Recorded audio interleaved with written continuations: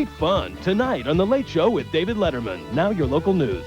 Just ahead on the 10 o'clock news, new details coming out about a U-2 spy plane crash that killed 2 people in Oroville today. We have live top story team coverage. Plus, the U-2 has a long and colorful history. We'll take a look at this once top secret aircraft and its remarkable career. Stay with us. We have news for you. Next. For all of Northern California, this is KOVR 13 News, today's news team. 2 people are dead tonight after military spy plane crashes in Oroville. Reports of more pet killings in Northern California. Tonight there is a reward to help find the torturer. Should new moms stay in the hospital longer? A bill pushing for a 48-hour stay may be losing a battle. Sooner or later, it's bound to happen. Tips for when you're on the road alone and your tire suddenly goes flat. This is KOVR 13 News, the 10 o'clock news for Wednesday, August 7th, with Stan Atkinson and Jennifer Whitney. Good evening and thanks for joining us. We're learning more tonight about a deadly military spy plane crash in the Butte County town of Oroville. That crash is our top story here on the news at 10. The plane took off from Beale Air Force Base on a routine training mission, and then it went down in Oroville just a few minutes later. 2 people died in the crash. We have top story team coverage standing by. Merv Seymour is at Beale Air Force Base for us tonight. But first we go to Midori Waugh. She's live in Oroville with the latest details about the crash. Midori, what have you found out? Well, Stan, the plane crashed about 500 yards from where I'm standing across that field behind me. Now, the military has closed off the crash site for tonight because it is dark out, but they will continue their investigation at first light tomorrow morning. Now, what we know right now is that plane recently underwent maintenance, and the pilot was taking it out for a test run from Beale Air Force Base, and it wasn't up in the air for 10 minutes when it went down. A smoldering wreck is all that's left of the U-2 spy plane. All witnesses to the crash say the same thing. They saw a fire on the plane and then disaster. The wing was on fire, and then the pilot jumped out. The motor blew up and started coming down like this, twirl. Saw the plane coming straight down. One wing was on fire halfway out. It smashed into the parking lot of the Oroville newspaper building, then exploded in a fireball. What did you think when you heard this? I didn't know if it was an earthquake or a bomb. The Los Angeles earthquake was nothing compared to what happened here, the force of the impact on the ground. The plane's pilot tried to eject and parachute to safety, but he hit his head on the canopy and was dead by the time he hit the ground. As I saw the guy in the parachute land, I knew he was dead because he was just like this as he was going down. The other person killed by this plane crash was an elderly woman. She had just finished paying her bills inside the newspaper building, and the second she stepped outside was the very same second that plane crashed into the parking lot just a few feet away from her. Investigators believe if she had waited just a few more seconds to step outside, she would still be alive. Now the military has taken over this tiny town, searching for clues into why this happened. The crash has also captured the attention of the public. Many drivers pulled over on the side of the highway to glimpse the wreckage. I'm going to warn you again, get going.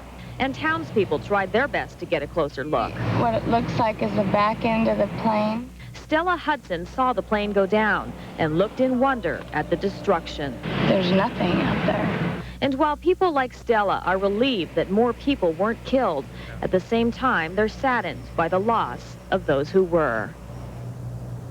Now, we do know the pilot's name. He was Captain Randy Roby out of Beale Air Force Base, originally from Fresno. He was said to be a very experienced pilot, and that's why this crash is such a mystery. And they say finding out exactly what happened is going to be tough because these planes don't have so-called black boxes or voice recorders in the cockpit.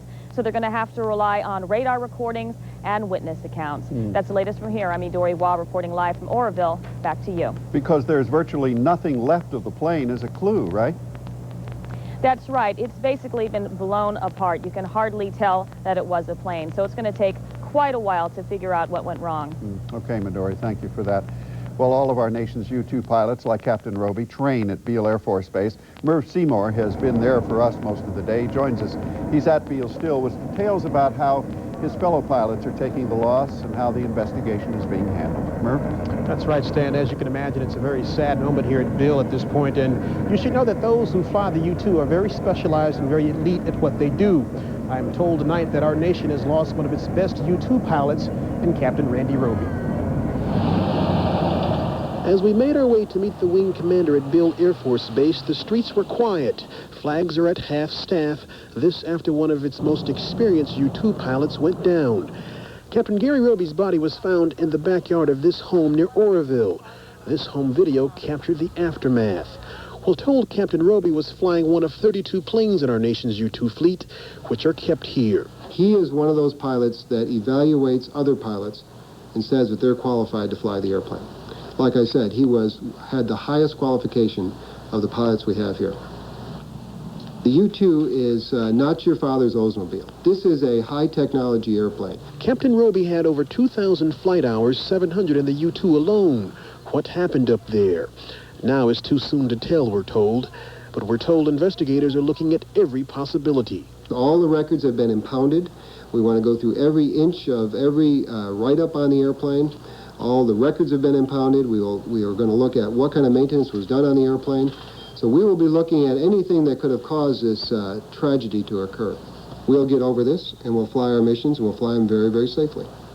And speaking about safety, here's a quick look at the major accident history of the U-2 in the last 4 years. There was an accident in August of '95, a fatal crash at an Air Force base in England, and in '94, almost a year to that date, there was another crash, no fatality there, but it was at an Air Force base in Korea. And in December of '93, there was a crash out of a plane here from Bill Air Force Base here. That was a fatal crash. And there was another in '92 of January. That was a fatal crash from a flight in Korea. And talking with Colonel Beelard this evening, he says that he has met with all the pilots and they are dealing with this as a military family, and they have also canceled and suspended all flights, U-2 flights, that were scheduled on tomorrow. Stan, that's the latest from here.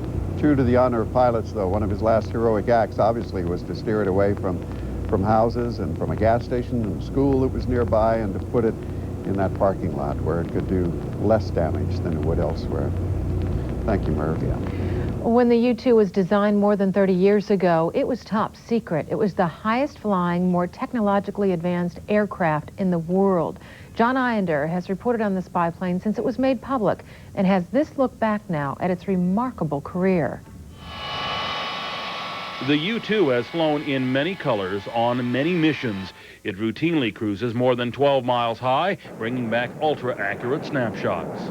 As a spy plane, it gave America the first pictures inside the Soviet Union. When Francis Gary Powers, working for the CIA, crashed his U-2 in Russia, Premier Nikita Khrushchev canceled a planned summit meeting with then U.S. President Eisenhower. That triggered many more years of the Cold War. The U-2 also brought back the first evidence Russia had missiles in Cuba. As a research tool, this high-flying aircraft became the ER-2. In 1991, it mapped California, seeing if man-made pollution was damaging our environment. It flew 5 laps of our state at 400 miles an hour at 65,000 feet. There's the Delta and Sacramento and the cotton fields of Tulare County. The ER-2 also monitored the progress of recent fires like Oakland, Laguna, and Malibu, and gave us the first indication of the damage total. So, by any name, this plane has been, for better, for worse, a headline maker for more than 3 decades. In Sacramento, John Iender, KOVR 13 News.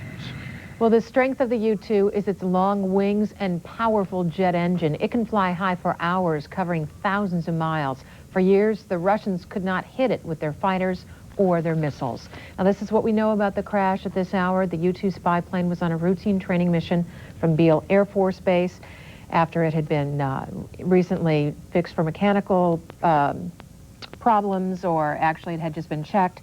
Witnesses reported seeing an explosion in air as it went down, exploding in the parking lot of a newspaper building. 2 people died. An unidentified woman who had just left the newspaper offices and the pilot, Captain Randy Roby. Roby was able to eject from the plane, but apparently was killed in the process. 2 people on the ground were hurt. The newspaper office that the plane landed near was evacuated, and all the employees are safe. A new lead out tonight in the disappearance of a Cal Poly student. 19-year-old